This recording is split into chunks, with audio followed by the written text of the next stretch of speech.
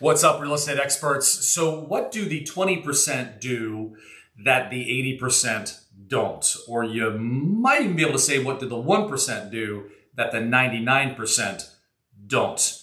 Well, I'm going to tell you that the 1% or the 20%, depending on how you're looking at it, they manage their time better than the 80 or than the 99%. They just manage their time better. They are ninjas.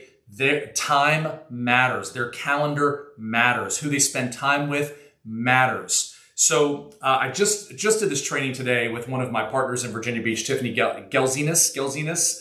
I'm sorry if I murdered your name again, but anyway, she did this basically how to become a time blocking ninja training. It was so good.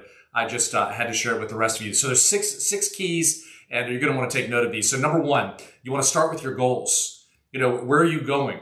So your calendar should reflect your goals. Your calendar should reflect where you're going. So each and every day, if your calendar doesn't reflect where you're going, how are you moving the needle towards? How are you making progression towards your goals? So that's number one, is start with your goals. Number two is schedule the important things first. Keep the main thing the main thing. First things first. So from the time you get up out of bed in the morning until around noon, our energy is at its peak. From 12 o'clock on, for most people, unless you're a shift worker, from 12 o'clock on, that is when our energy begins to do what? It begins to go down. So keeping the main things, schedule the important things first. What are the important things? What matters most to you? Get them done before 12 o'clock. That's number two. Number three is, and I love this, avoid energy sucking vampires. We all have them in our world. Sometimes those people live with us. Hopefully not. Hopefully that's not the case. But you got to avoid those people. Not all the time, but when you're trying to accomplish the main thing, you got to avoid the energy-sucking vampires. We know from research that it takes on average 23 minutes for us to get back on track once we are distracted. 23 minutes once we're distracted to get back on task after that distraction has passed. 23 minutes, that's a lot of time, especially when you're constantly being distracted.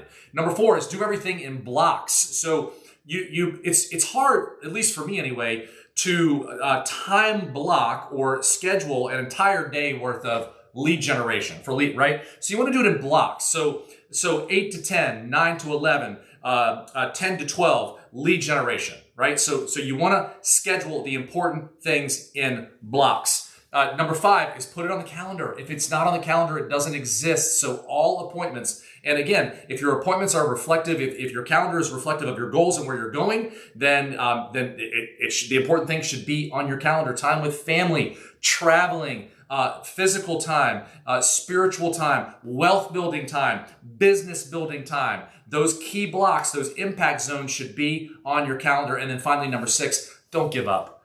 Don't give up. Most people give up right before they cross the finish line. So, it's one of those things where if you just keep going, right, each day, you just move the needle a little bit, move the needle a little bit, move the needle a little bit, move the needle a little bit. And then you wake up one day and it's like, oh my gosh, look at what I have accomplished. And it didn't happen overnight. It doesn't happen overnight. For those of you that have had some success in your life, whether it's with your business, with your body, with your relationships, it takes time. So don't give up. Let's grow.